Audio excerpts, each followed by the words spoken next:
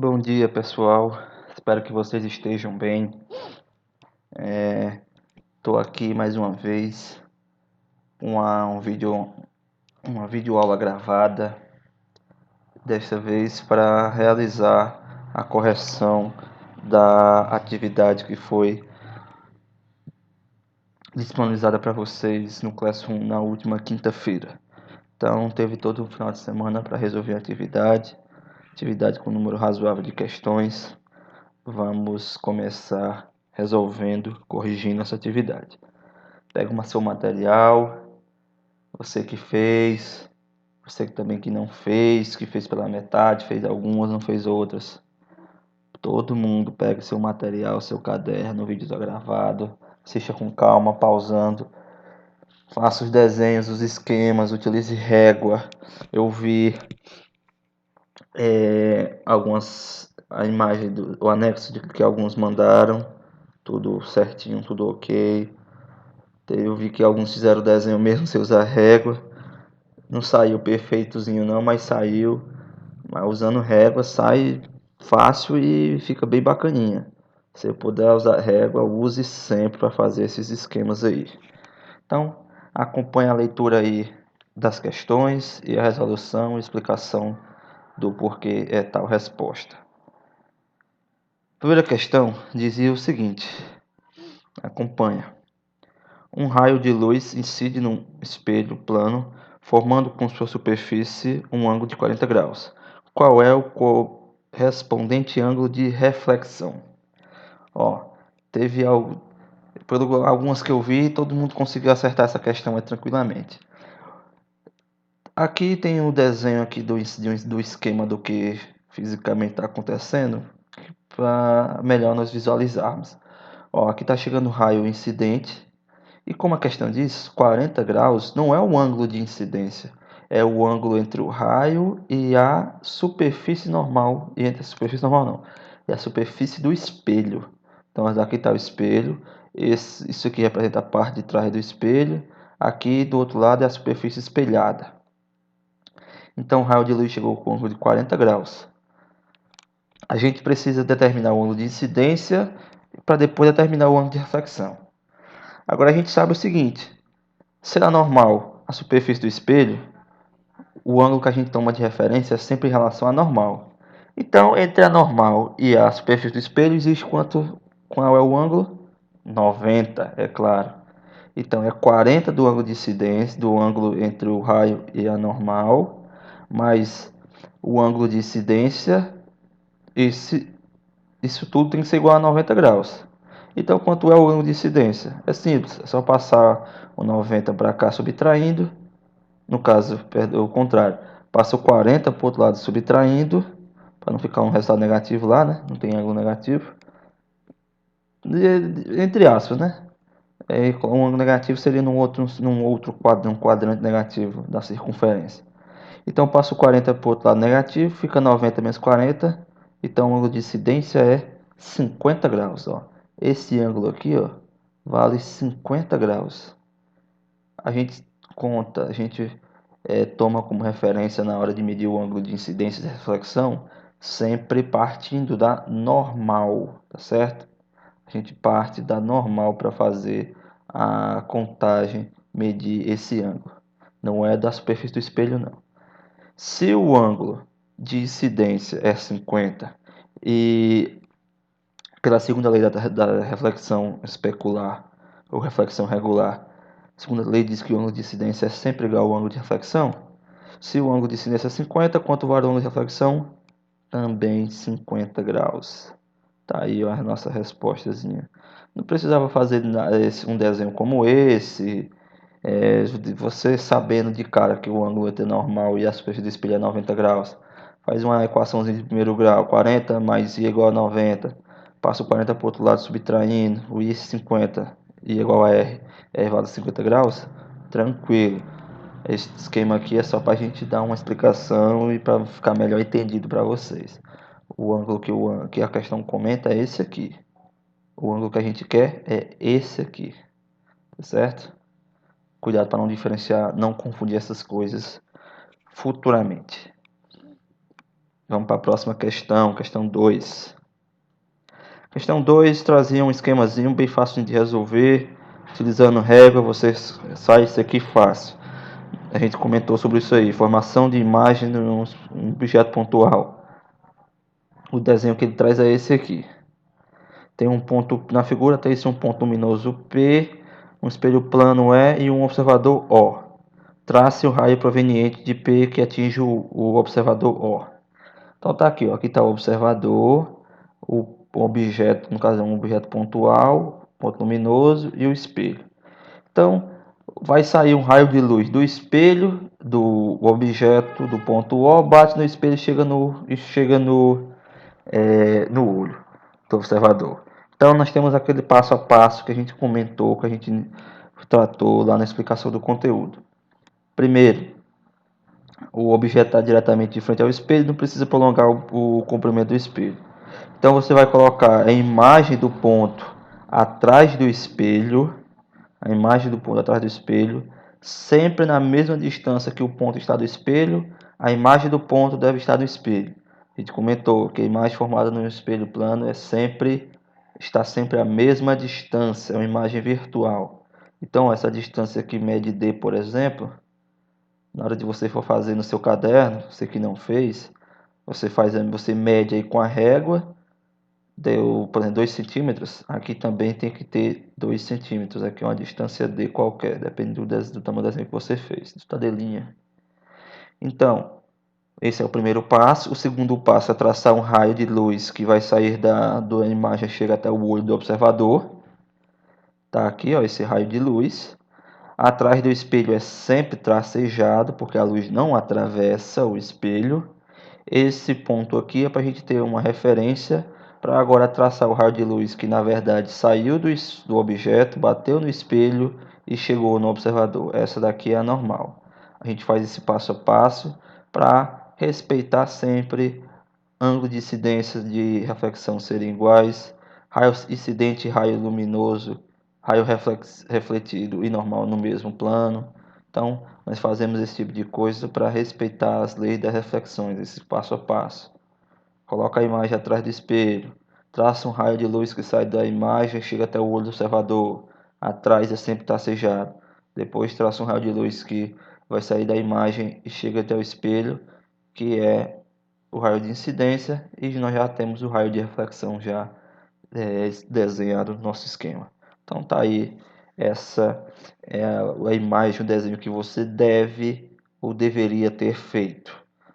Essa questão queria que você fizesse justamente isso aí, esse desenho. Repete o desenho e traz esses raios aí.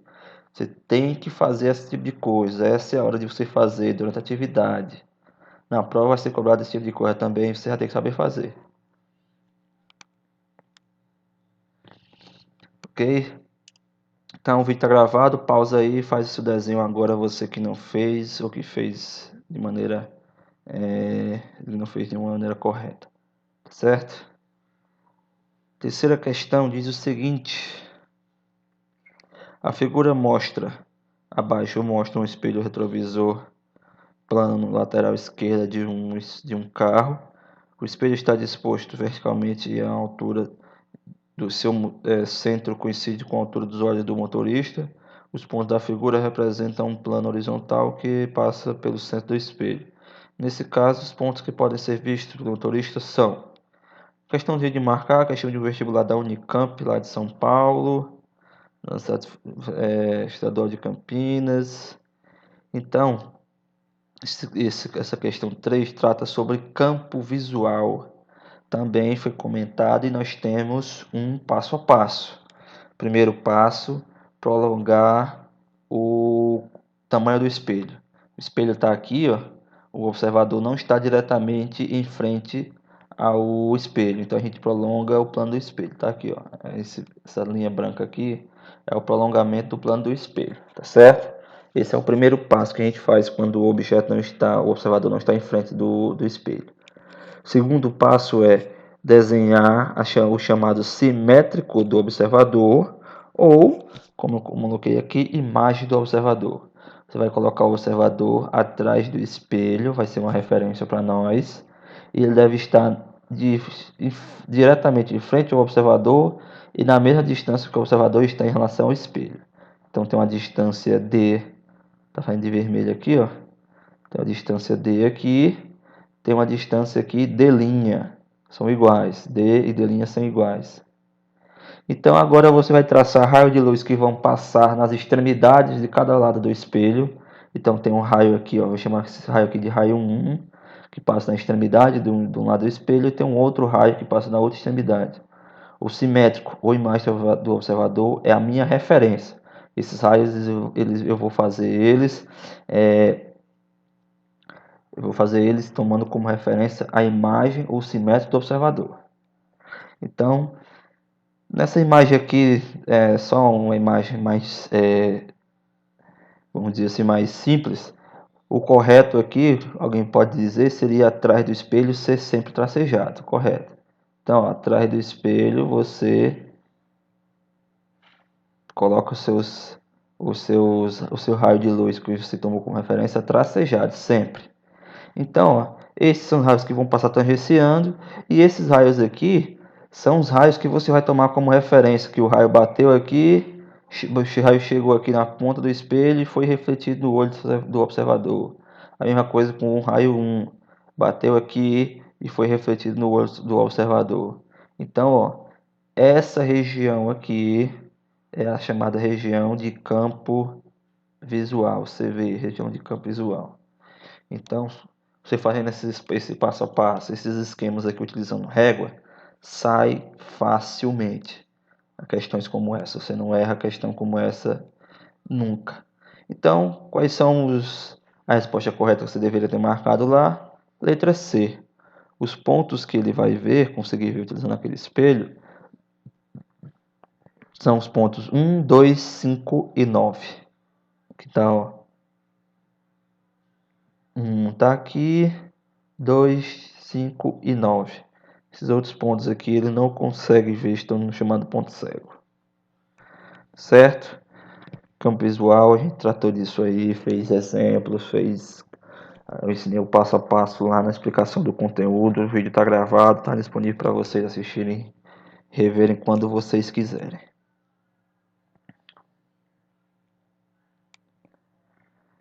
Vamos para a próxima questão, questão 4. Questão 4 diz o seguinte, ó. Uma pessoa está de pé diante de um espelho vertical. Se o espelho, mantendo-se na vertical, afastasse uma distância de 30 centímetros da pessoa, o que acontece, o que sucede à imagem que ela vê no espelho? Então tá aqui, ó. Primeiro, por exemplo, o espelho estava na posição A, depois ele se afastou uma distância até o ponto B, uma distância Dzinho que vale 30 centímetros. Aqui estava inicialmente a imagem, sempre na mesma distância em que o objeto, no caso que a pessoa que está do espelho, é a mesma distância que a imagem do objeto da pessoa vai estar do espelho. Agora, quando a gente tratou disso aí de deslocamento de espelho, quando o espelho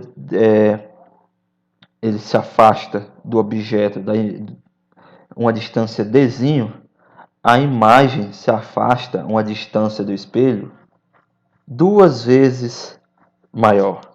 Então a distância da imagem, esse deslocamento da imagem de Dzão é igual a 2 vezes Dzinho. A distância, o deslocamento da imagem é 2 vezes o deslocamento do observador. Nós comentamos isso aí. Isso acontece por quê? Porque sempre a imagem está na mesma distância do espelho em relação ao objeto, a distância do objeto em relação ao espelho. Sempre. Então, isso aí acontece. Então, se você substituir aqui, ó, se Dzinho vale 30, 2 vezes Dzinho vale 60. Dzão, então a distância do objeto aí, da imagem para o espelho, agora daí, no caso, o deslocamento do espelho foi 30, o deslocamento da imagem foi 60 centímetros, certo?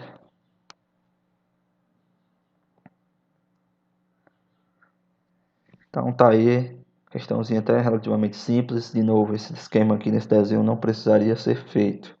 A gente comentou, demonstrou esse tipo de coisa lá porque acontece. Bastaria substituir diretamente D igual a 2Dzinho, 2 vezes 30, 60. A resposta estava dada já tranquilamente.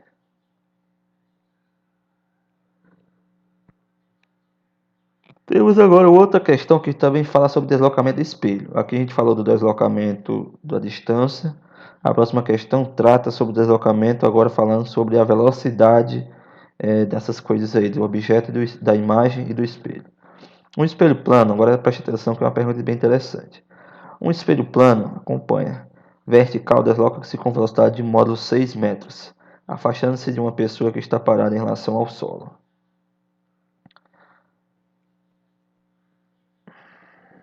Tem a imagem lá. Determine o modo da velocidade da imagem da espelho em relação. Então ele quer velocidade relativa a, primeiro, letra A, ao solo. Se a imagem, o deslocamento do espelho é duas vezes o deslocamento se o deslocamento da imagem é duas vezes o deslocamento do espelho, acontece a mesma coisa com a velocidade, gente. Essas coisas acontecem ao mesmo tempo. Então, a velocidade da imagem é duas vezes a velocidade do espelho. Se a velocidade do espelho é 6, 2 vezes 6, 12. Então, a velocidade da imagem que se desloca ali, ó, é 12 metros. Isso aqui, 12 metros por segundo, é claro. Isso aqui em relação ao solo. Em relação ao solo, você vai medir uma velocidade que a imagem se desloca de 12 metros por segundo. Agora, ele quer saber qual é a velocidade relativa da imagem em relação agora ao espelho. A gente deve lembrar, vocês devem lembrar, a gente tratou sobre imagem, sobre velocidade relativa, lá no ano passado, quando a gente estava estudando ainda cinemática ainda, a gente falava de encontro de corpos ou ultrapassagem. E lá a gente falou sobre velocidade relativa, que é a velocidade de um corpo em relação a outro, a velocidade de um carro que se movimenta e a velocidade com que um carro que vai ultrapassar ele tem. A gente falou sobre esse tipo de resultado lá, esse tipo de coisa. E quando a gente trabalha com velocidade relativa, onde os corpos se movimentam no mesmo sentido, a velocidade relativa é o resultado da velocidade relativa, é a subtração da velocidade dos corpos. Quando os corpos se viajam com sentidos opostos, o resultado é a soma dessas velocidades. Então, a velocidade relativa da imagem em relação ao espelho é justamente igual à velocidade da imagem menos a velocidade do espelho. Então, a velocidade relativa da imagem em relação ao espelho é 12 menos 6, que dá 6 metros por segundo. Tá certo? Então, observa aqui, ó. O espelho viaja a 6, a imagem viaja a 12. A diferença, a imagem relativa a velocidade relativa da imagem ao espelho, essa diferença, 12 menos 6, 6. Então tá aí, ó. Tá aqui o esquemazinho. A imagem tem uma velocidade de 12, o espelho 6. A velocidade do espelho em relação da imagem em relação ao espelho também é 6 metros por segundo. Tá ok? Esse resultado aqui, essa equaçãozinha aqui é bom lembrar sempre. Essas equações, essas duas aqui, ó. Dzão é igual a 2Dzinho, deslocamento da imagem é duas vezes o deslocamento do espelho. A velocidade I, velocidade da imagem, também é duas vezes a velocidade do espelho. Esse esquema aqui novamente não precisaria ser feito, é só para ilustrar melhor. Vamos para a questão seguinte. A questão seguinte também, relativamente simples, fala sobre rotação de espelhos. Um raio de luz incide no espelho plano. Gira-se o espelho o ângulo alfa em torno de um eixo pertencente ao espelho e perpendicular ao plano de incidência da luz. O ângulo formado pelos raios refletidos após a rotação é 40 graus. Determine o ângulo alfa. Então, ó, tinha um espelho aqui. O espelho está nessa posição 1. O raio batia aqui, era refletido. Girou-se o espelho até uma posição 2, num ângulo alfa aí. Esse ângulo alfa, a gente já sabe quanto depois girou-se aqui, né, tal. E depois do giro a gente sabe que o ângulo formado agora é 40 graus.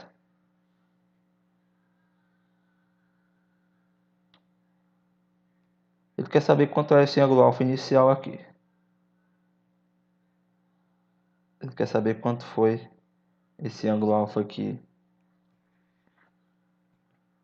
de giro do espelho. Então, ó, nós comentamos isso aí. Quando eu giro o espelho, o ângulo formado aí entre os raios incidente inicial, o raio refletido inicial e o raio depois do giro do espelho, o ângulo, no caso seria um ângulo beta, é igual a 2 vezes o ângulo alfa. Então, a rotação, o ângulo de rotação feito pelos raios refletido 1 e 2 é 2 vezes o ângulo de rotação do espelho. Então, aqui eu chamei de delta, né? Que seria o meu beta lá que eu tratei na explicação. Seria o ângulo beta que chamou de ângulo delta. Então, delta é 2 vezes alfa. Se delta vale 40, então 40 é igual a 2 vezes alfa. Para eu descobrir quanto é alfa, basta passar o 2 para cá dividindo. 40 dividido por 2, 20 graus. Então, o ângulo de giro que o espelho teve foi de 20 graus. Quando o espelho gira 20 graus, o raio de reflexão aí tem uma rotação de 40 graus. É o dobro, sempre o dobro. Certo? Então, tá aí a resposta. Esse é o esquema que tem lá na atividade de vocês. Na questão, bastaria você lembrar que o ângulo de rotação do raio de reflexão é 2 vezes o ângulo de rotação do espelho. Substitui esse ângulo de rotação dos raios, que é 40, passa o 2 dividindo, 40 por 2, 20. Você responderia facilmente. É uma questão que você responde bem tranquilo de cara, sem precisar de muita teoria, de muita artifícios matemáticos. Estamos finalizando nossa correção da atividade. Tá rápido para o vídeo não ficar muito longo, não ficar muito pesado para subir no YouTube. Mas é claro que você, depois que o vídeo está gravado, no caso na hora que você está assistindo agora, você assiste pausando sempre que você achar necessário e volta para também não perder nada. Última questão. Com 3 patinadores, vamos acompanhando. 3 patinadores colocados entre 2 espelhos planos e fixos, um diretor de cinema consegue uma imagem que são vistos no máximo 24 patinadores. Então, 3 patinadores diante de 2 espelhos combinados, associação de espelhos, a gente vê um total de imagens de 24 patinadores. Qual o ângulo entre os espelhos? Sabe-se que o ângulo alfa é tal que 360 por alfa é um número inteiro. Então, ó, a gente precisa tomar algumas considerações. Como são vistos no máximo 24 patinadores, significa que 3 patinadores, objetos, significa que aos 3 patinadores corresponde a apenas 21 imagens. Então, porque são 3 patinadores, então nós temos a formação aí, se a gente vê no espelho 24 patinadores, 3 desses são objetos, então nós temos apenas 24 imagens, tá certo? Então, nós temos apenas 24 menos 3, 21 imagens. Porque das 24 patinadores que eu consigo ver, 3 são os objetos aí. Então, ó, logo, se são 21 imagens, se são 3 patinadores, cada patinador formou 7 imagens. Esse é o número de imagens que a gente vai tomar como referência para calcular o ângulo entre os 2 espelhos. A gente lembra lá da equação que a gente falou, o número de imagens na explicação do conteúdo. O número de imagens é igual a 360 dividido por alfa, que é o ângulo entre os espelhos, menos 1. Sempre menos 1, por quê? Porque menos 1 vai ser... a gente tomou lá como referência quando um ângulo de 90 graus, por exemplo. Quando tem um objeto em frente a 2 espelhos, um ângulo de 90 graus, vai se formar 3 imagens, certo? Sempre tem menos 1 porque é o objeto. Então, se n vale 7, 360 é igual, 7 é igual a 360 dividido por alfa menos 1. O que eu faço? Eu passo menos 1 por outro lado somando, então vou ficar com 360 dividido por alfa igual a 8. Só multiplicar cruzado aqui, eu vou passar o 8 para cá e o alfa para o outro lado. Alfa vai ser 360 dividido por 8. Isso aqui dá 45 graus. Esse é o ângulo entre os 2 espelhos. 45 graus. Certo? Então tá aí feita a correção da nossa atividade. Assistam com calma. Pausa quando você achar necessário, faça os esquemas, comenta aí alguma pergunta, alguma dúvida e até a próxima.